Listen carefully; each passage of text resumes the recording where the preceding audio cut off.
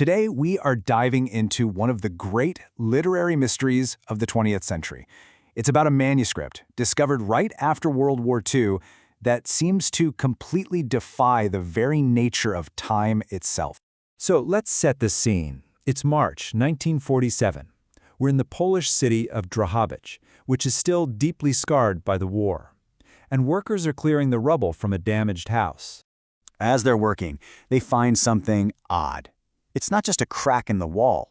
It's a space that was clearly carved out on purpose and then plastered over, like someone was hiding something in a huge hurry.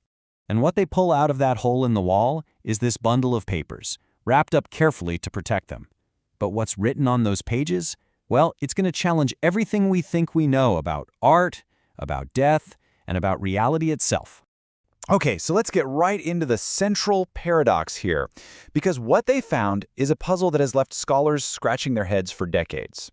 What we have here is, for all intents and purposes, an impossible object. You see, all the forensic analysis confirms it. The manuscript was absolutely written by the Polish Jewish artist Bruno Schulz right before he was murdered by a Gestapo officer in 1942. The handwriting is his, the paper, the ink, it's all from that exact time period. And yet, here's the kicker. The text describes events happening years, even decades after Schulz was dead. So how on earth is that possible? Well, officially you've got three main theories. Theory number one, it's an incredibly elaborate and brilliant forgery.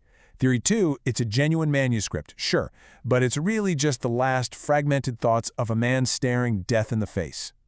Or there's theory number three. We actually take the manuscript at its word, that it was somehow written from 1942 and from a place beyond time all at once. Now, this is where the story takes a turn for the truly bizarre.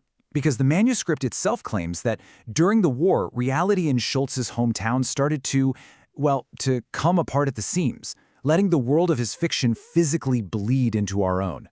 And the author is so insistent on this point, he's practically screaming from the page, this is not a metaphor.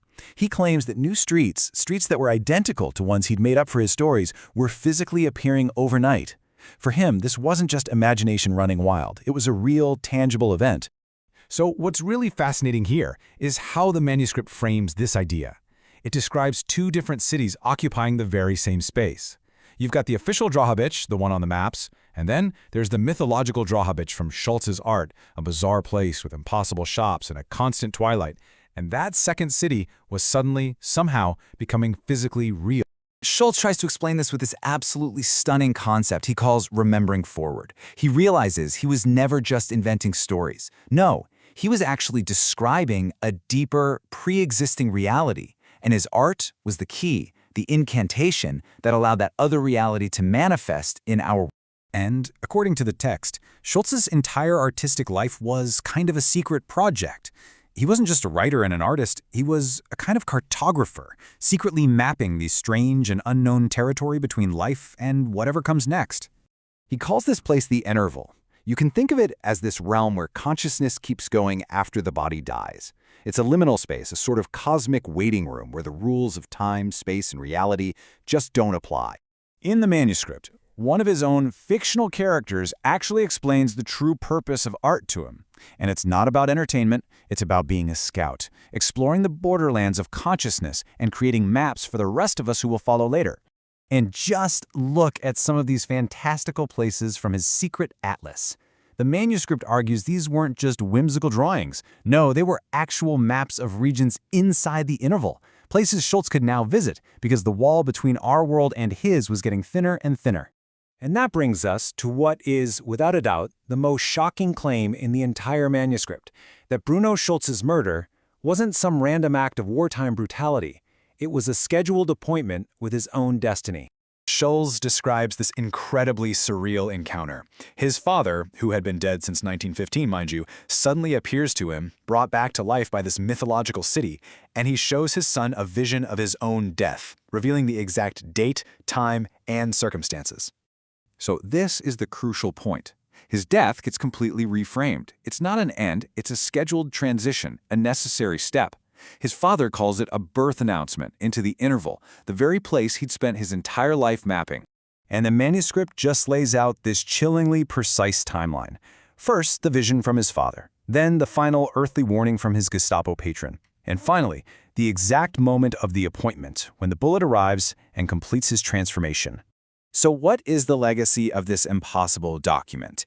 In its final pages, the manuscript offers this incredibly powerful thought on how art and memory can survive even total, complete annihilation. Schulz describes visiting a place in the interval he calls the Library of Ash. And here, every single book burned by the Nazis, every story that was lost to history, it reappears in its perfect eternal form. It wasn't destroyed by the fire, it was liberated by it. And this is the central thesis of the entire manuscript, delivered by his father from beyond the grave. Just like those books transform into their perfect form in the Library of Ash, human consciousness isn't extinguished by death. It just transforms. So ultimately, asking whether the manuscript is a forgery or a delusion or a message from beyond, that might be the wrong question entirely. Its real power is in what it does as a work of art. It's a manual for navigation that uses myth and metaphor to map the most profound human transition there is. And that leaves us with one final big question.